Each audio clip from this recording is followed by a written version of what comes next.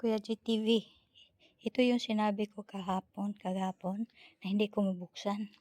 Ngayon nabuksan ko na oh. Tingnan mo. Nabuksan ko na. Yan. Ang ginawa ko atong pala, meron akong palang maliit. Ayan, naisip ko kagabi no, na meron akong palang maliit. Yan, nabuksan mo.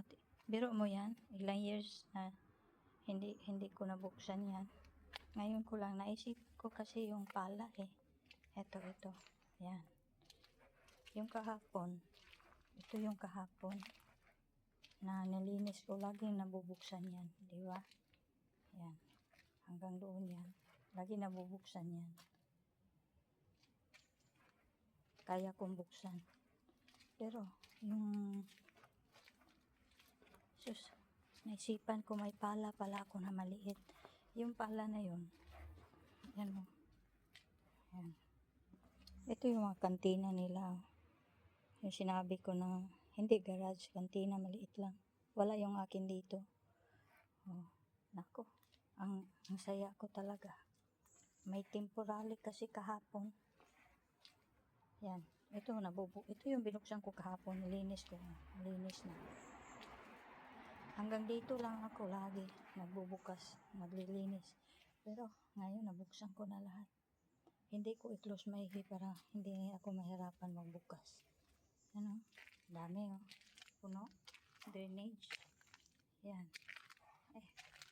Mabuti na lang hindi abot dito yung dahon. Kasi walang dahon dito. Tapos mahulog dyan. Yan. Hulog dyan sa Yan. Ang dahon ng kapitbahay ko doon oh.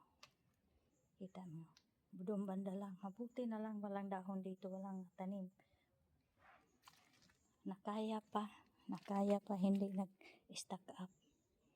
Yan. Yan ang mga kantina nila oh. Yan. Boxhol, bang tawag yan sa English? Hindi na garage yan, maliliit lang. O hanggang dito na lang. Wow, I'm very happy. Kuya GTV, ito yun. Sabi mo, kabra.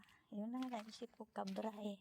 Buti na lang naisip ako, meron akong pala na maliit sa aking daladala ko yan noon na marami pang snow dito.